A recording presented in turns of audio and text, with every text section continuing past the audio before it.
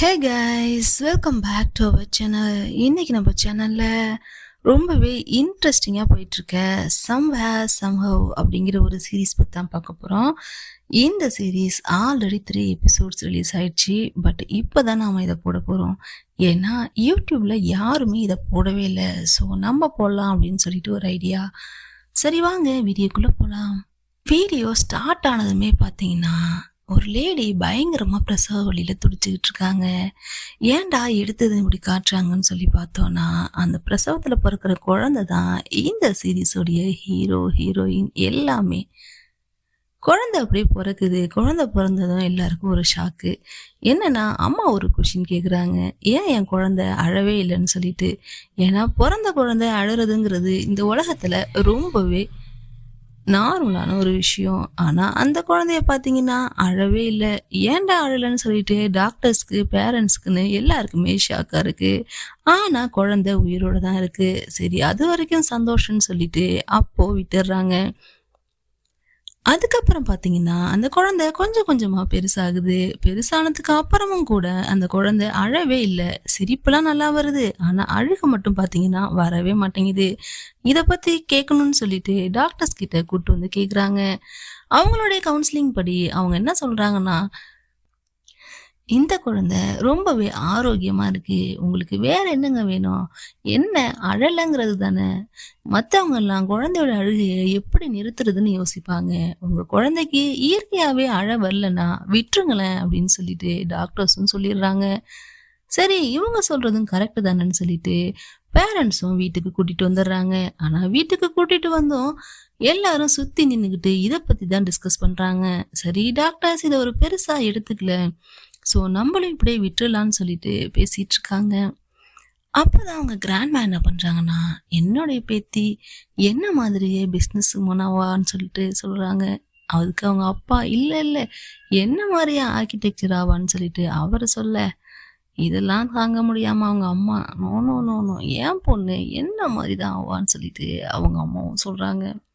இப்படி ஆளாளுக்கு ஒன்று சொல்லிக்கிட்டு இருக்கும்போது டேபிளில் ஒரு குட்டி பையன் உட்காந்துருக்கான். அது யாருன்னா, நம்ம ஹீரோயினுக்கு அடுத்து பிறந்த ஹீரோயினுடைய தம்பி தான்.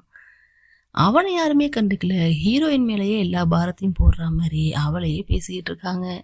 அப்பதான் ஒரு வாய்ஸ் ஓவர், என்னன்னா நம்ம ஹீரோயின் தான் மைண்டுக்குள்ள பேசிக்கிறாங்க. எல்லாரும் அவங்களுடைய விருப்பத்தை என் மேல திணிக்கிறாங்க. ஆனா என்னுடைய விருப்பம் என்ன நீங்க யாருமே கேட்கல. எனக்கு எங்க கிராண்ட்மா மாதிரி ஆகணும், ஒரு பிஸ்னஸ் உமன் ஆகணும்னு சொல்லிட்டு அவங்களோட மைண்ட்ல அப்பவே அதை செட் பண்ணிக்கிறாங்க.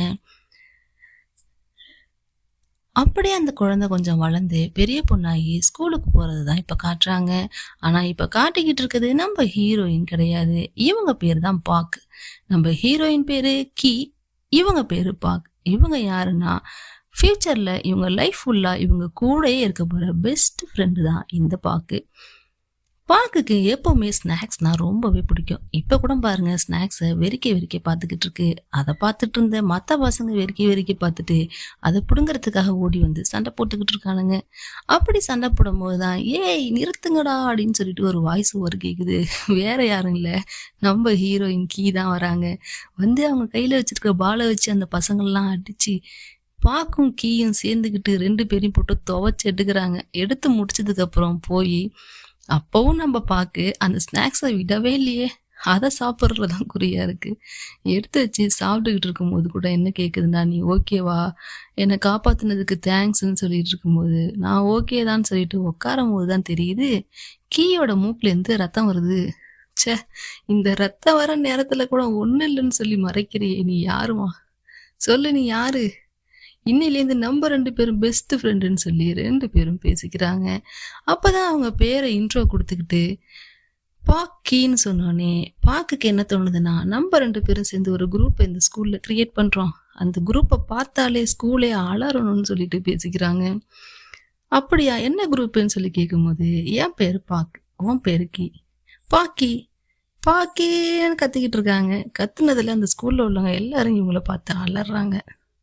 பாக்க சொன்ன மாரியே, இவங்கள பார்த்தாலே ஸ்கூலே பதர்ற அளவுக்கு பெரிய ஆளா இருக்காங்க ஸ்கூல்ல. ஏன்னா, நம்ம பார்த்தீங்கன்னா, ஓவர் டேலண்டட், ஓவர் படிப்பாளி, எல்லாத்துலயுமே பெஸ்ட்டு. ஸோ, அந்த ஸ்கூல்ல உள்ளவங்க எல்லாருக்குமே மேல ஒரு மரியாதை இருக்கு.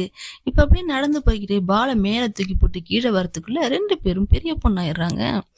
ஆமாங்க. அவங்க 3 கிரேட்லேருந்து 9த் கிரேடுக்கு இப்ப வந்துட்டாங்க.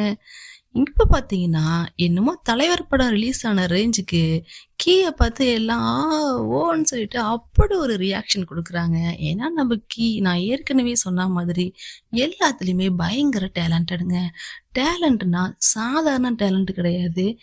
ஒரு அழகும், அறிவும் கலந்த ஒரு பொண்ண பார்த்தா எல்லாருக்கும் எப்படி இம்ப்ரெஸ் ஆகுமோ, அதே மாரி தான் அந்த ஸ்கூல்ல இருக்கிற எல்லாருக்குமே இவள பார்த்தா ஒரு க்ரஷ்.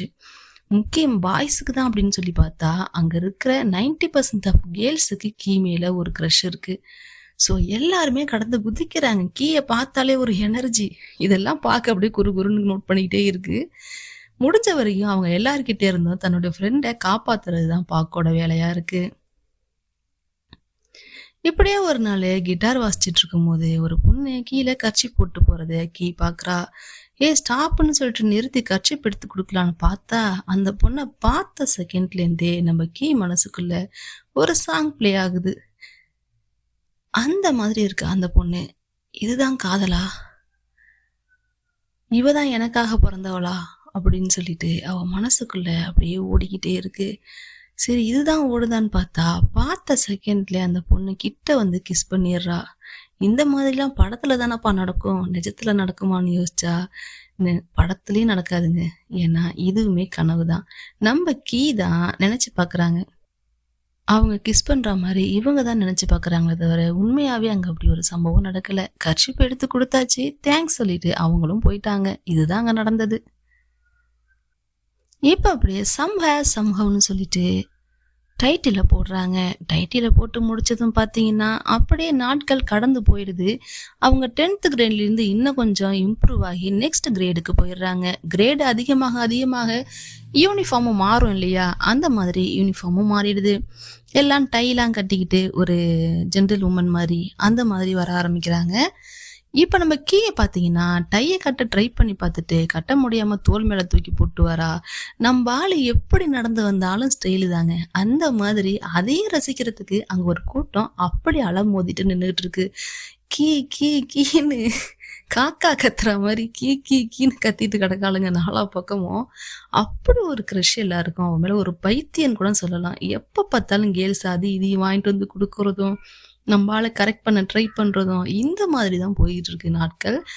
இந்த மாதிரி ஒரு இடத்துல இருந்தா நாள் போறதே தெரியாது. அந்த மாதிரி தான் நம்ம ஒரு என்ஜாயபிளான லைஃப் தான் போயிட்டு இருக்கு. அங்க அப்படியே நடந்து வந்துகிட்டு இருக்கும்போது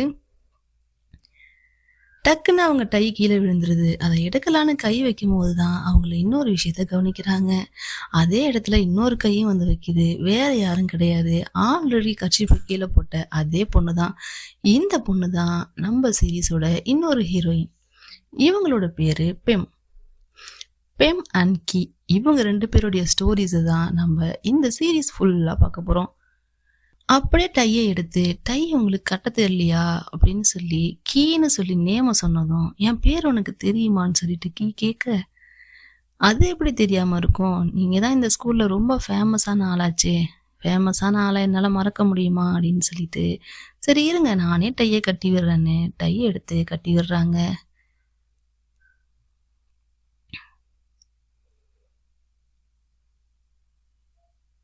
அப்ப அப்படியே நம்ம மனசுக்குள்ள பாட்டு ஓடுது.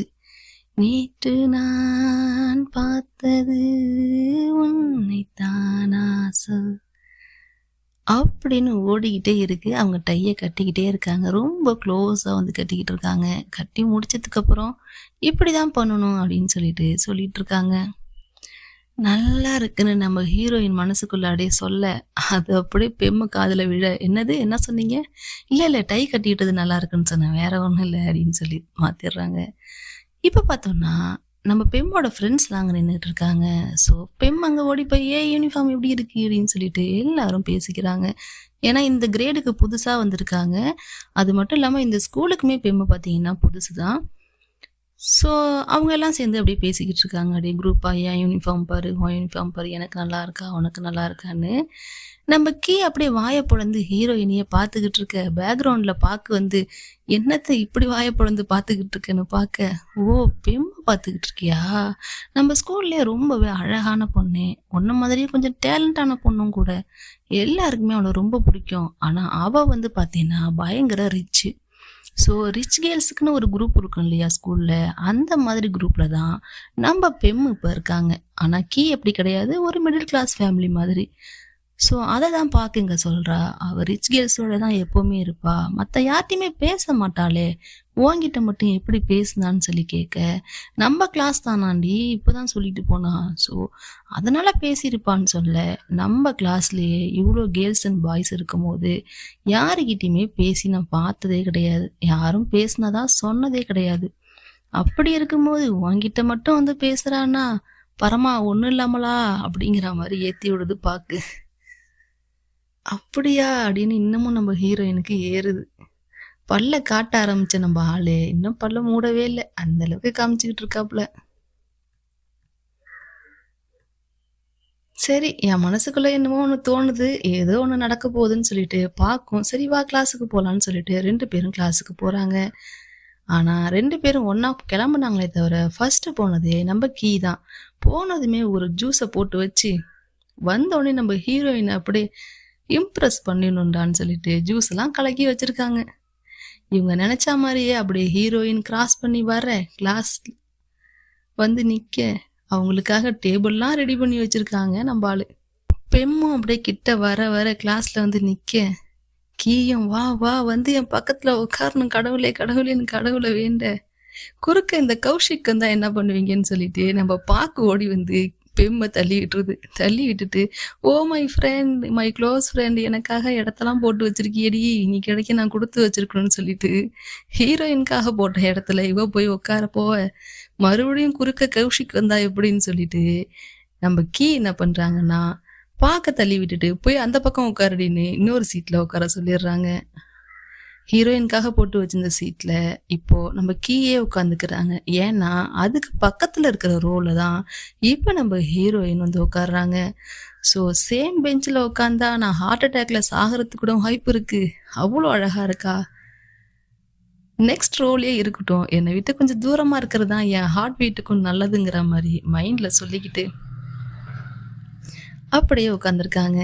கிளாஸை கவனிக்கிறாங்களோ இல்லையோ, நம்ம ஹீரோயினை கவனிக்கிறது தான் இவங்களுடைய ஃபுல் டைம் ஒர்க்கா இருக்கு. இப்போ அப்படியே கிளாஸ் போகுது. கிளாஸ் முடிஞ்சதும் கிளாஸ்ல இருக்கிற எல்லாத்தையும் வந்து ரப் பண்ணணும் இல்லையா? அந்த ஒர்க்கை தான் இப்போ நம்ம பெம்மு பார்த்துக்கிட்டு இருக்காங்க. எல்லாத்தையும் அது எப்படின்னு தெரியல. ஒன்று மேலேருந்து கீழே ரப் பண்ணணும், இல்லை கீழேருந்து மேலே ரப் பண்ணணும். 2மே இல்லாம இடையில உள்ள லெட்டர்ஸை மட்டும் ரப் பண்ணிட்டு, லவ் யூ இதை மட்டும் வச்சிருக்காங்க. அது எப்படின்னு தெரியல. இப்போ அப்படியே அவங்க மேலே பார்த்தீங்கன்னா லைட்டாக பிளாக் டஸ்ட் இருக்கு. அதை வந்துட்டு நம்ம கீ வந்து இங்கே டஸ்ட் இருக்கு பாருன்னு சொல்லி அவங்க கர்ச்சிஃபால துடைக்கிறாங்க. அப்போ அப்படியே 2 பேரும் ஒருத்தர் ஒருத்தர் பார்த்துக்கிறாங்க. அப்போதான் தேங்க்ஸ் சொல்லிட்டு, இங்கே என்ன பண்ணுற அப்படின்னு சொல்லி கேட்டா, இல்லை இன்னைக்கு ரப் பண்ணுறது என்னுடைய ஒர்க்கு, அதான் நான் பார்த்துக்கிட்டு இருக்கேன்னு சொல்லும்போது கீ ஒன்று, சரி இதை நான் பார்த்துக்கிறேன், நீ கிளம்பு, உனக்காக நான் இதை பண்ண மாட்டேனா அப்படின்னு சொல்லி இம்ப்ரெஸ் பண்ண ட்ரை பண்ணுறாங்க. அவங்க சொன்ன மாதிரி அப்படியா ஓகே தேங்க்யூன்னு சொல்லிட்டு இவங்களும் அதை கொடுத்துட்டு அப்படியே கிளம்புறாங்க. இப்போ ஆல்ரெடி அங்க ரப் பண்ணி வச்சிருந்தாங்க இல்லையா லவ் யூ, அது 2த்துக்கும் நடுவுல அப்படியே நம்ம கீ நின்றுகிட்டு இருக்காங்க. இப்ப எல்லாரும் அவங்கவுங்க வீட்டுக்கு போயிட்டாங்க. முக்கியமா நம்ம ஹீரோயின் கீ வீட்டுக்கு வந்துட்டாங்க. கீயோட வீட்டை பத்தி தான் ஆல்ரெடி நமக்கு தெரியுமே. ஒரு ஃபன்னான என்ஜாயபிளான ஃபேமிலி தான். இப்ப எல்லாரும் எதை குறுகுறுன்னு பார்த்துக்கிட்டு இருக்காங்கன்னா, நம்ம ஹீரோயின் கீயை தான் பார்த்துக்கிட்டு இருக்காங்க. ஏன்னா கீ அந்த டையிலேயே கையை வச்சுக்கிட்டு ஈன்னு வாயை வச்சுக்கிட்டு இப்படியே உட்காந்துருக்காங்க. அங்க இருக்கிறவங்க யாரையுமே அவங்க கவனிக்கவும் இல்ல. ஃபர்ஸ்ட் டே இந்த மாதிரி இந்த கிரேட் போனதுக்கு அப்புறம் ஸ்கூல் போயிருக்காங்க. அதை பத்தி எது டிஸ்கஸும் பண்ணல. அவன் தம்பி, அம்மா, அப்பா, பாட்டின்னு எல்லாரும் என்னவா இருக்கும், ஒருவேளை க்ரஷ்ஷா இருக்குமோன்னு அவங்க அப்பா சொல்ல, அப்படின்னா போய் கேளுங்கன்னு அவங்க அம்மா சொல்ல, பாட்டி நீ போய் கேளுன்னு சொல்ல, அவன் தம்பி ஒண்ணு இருங்க எல்லாரும் சும்மா இருங்கன்னு சொல்லிட்டு பெரிய வீரம் மாதிரி போயிட்டு, இல்ல வந்ததுலேருந்து டையே நோண்டிக்கிட்டு இருக்க, உனக்கு க்ரஷ் இருக்குமோன்னு அம்மா, அப்பா, பாட்டிலாம் சொல்றாங்கப்பா, நான் சொல்லலப்பாங்கிற மாதிரி சொல்லிடுறான். அதை கேட்டோடனே இவங்களும் இல்ல, இல்ல, இல்ல, இல்ல. அப்படிலாம் ஒண்ணும் இல்லையே. அதெல்லாம் ஒண்ணும் இல்ல. வாங்க, வாங்க சாப்பிடலாம். எனக்கு பசிக்குது, பசிக்குதுன்னு சொல்லிட்டு டாபிக்கே சேஞ்ச் பண்றாங்க. ஆக்சுவலி ஒருவேளை கீக்கு இந்த மாதிரி க்ரஷ் இருக்கிறது, லவ் இருக்கிறது வீட்ல தெரிஞ்சா கூட, அவங்க அத பெருசா எடுத்துக்கிற மாதிரியான ஒரு ஃபேமிலியா எனக்கு தெரியல. எனக்கு தெரிஞ்சு இவங்க ஃபேமிலில கண்டிப்பா அக்செப்ட் பண்ணிப்பாங்கன்னு தான் நெனைக்கிறேன். சரி, இ கீயோட ஃபேமிலிய காமிச்சாச்சு. இப்ப பெம்மோட ஃபேமிலிய காட்டணும்ல. இப்ப அப்படியே இங்க பார்த்தீங்கன்னா, பெம் உட்காந்து டேப்ல ஏதோ வீடியோஸ் பார்த்துக்கிட்டு இருக்காங்க. நல்லா பெரிய வீடா இருக்கு. நல்லா பணக்கார பொண்ணு போல. அப்ப அவங்க அப்பா பிசினஸ் மேன் போல. அவங்க அப்பா அப்படியே நடந்து வராரு. வந்ததுமே பொண்ணு எங்கங்கிறத தான் கேட்குறாரு. கேட்டுட்டு போய் பார்த்தா, "ஏன் நீ புக்ஸ் எடுத்து வச்சு படிக்கவே மாட்டியா? எப்ப பார்த்தாலும் இந்த மாரி தான் ஏதாவது பார்த்துக்கிட்டு இருப்பியான்னு?" கேட்டா, "அப்பா ஒரு நாள் ஃபுல்லா படிக்கிறேன். இதுக்கு இடையில அத்தன டியூஷன் போறேன், அத்தன கிளாஸ் போறேன்.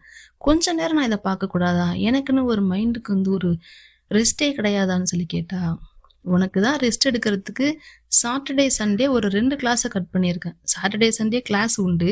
ஆனா ஏதோ 2 கிளாஸ மட்டும் கட் பண்ணியிருக்காப்லயாம்." அத சொல்றாரு.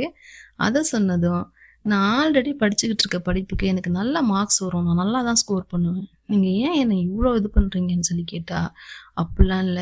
நல்லா யோசிச்சு பாரு. இவ்ளோ பெரிய சாம்ராஜ்யத்த கடைசியில கட்டி காக்க போறது யாரு? நீ தானே. அதுக்கு நீ ரெடி ஆகணும். நீ ஒண்ணும் மத்தவங்க மாதிரி நார்மல் கேர்ள் கிடையாது. நீ எல்லாத்துக்குமே ரெடியா இருக்கணும். எப்பவுமே ரெடியா இருக்கணும். எந்த விதத்திலுமே உன்கிட்ட ஒரு குறை இருக்கவே கூடாது. அதுதான் என்னுடையது." அப்படின்னு சொல்லிட்டு அவங்க அப்பா பொண்ண ரொம்பவே மோட்டிவேட் பண்றாரு. ஆனா பொண்ணுக்கு அதெல்லாம் விருப்பம் இருக்க மாரி எனக்கு தெரியல. அப்பாவோட விருப்பத்த நிறைவேத்தணும் அப்படிங்கிறதுக்காக தான் இதெல்லாம் பண்றா மாரி இருக்கு. ஸோ பெம்மோட ஃபேமிலி பார்த்தீங்கன்னா, ரொம்பவே ஸ்ட்ரிக்ட்டான ஃபேமிலி. அம்மா இருக்கா மாரி தெரியல. அப்பா மட்டும் தான் இருக்காங்க. ஓகே கைஸ், அவ்வளோதான். இதோட இந்த எபிசோடு முடிஞ்சிருது. சாரி, இந்த பார்ட் முடிஞ்சிருச்சு. நெக்ஸ்ட் பார்ட்ல மறுபடியும் மீட் பண்ணலாம். Thank you.